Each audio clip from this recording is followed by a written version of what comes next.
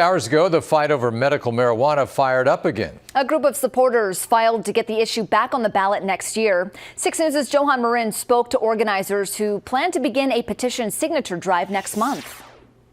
Krista Eggers with the Nebraskans for Medical Marijuana is hopeful her son with epilepsy will soon get the treatment he needs.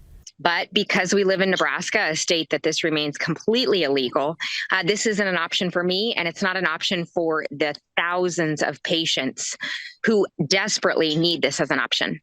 Krista's 8-year-old son, Colton, has suffered from epileptic seizures since he was 2 years old. They've tried many medications, but none have worked.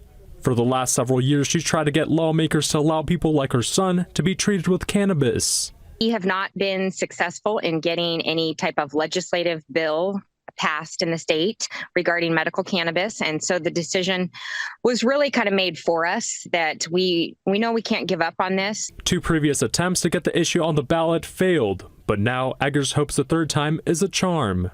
Today, her group filed the ballot initiative. They plan to circulate 2 petitions, one to set up a doctor-patient care system and another to regulate the industry. But she's relying on the community for this to happen. If the people don't do it, our state has said they will not.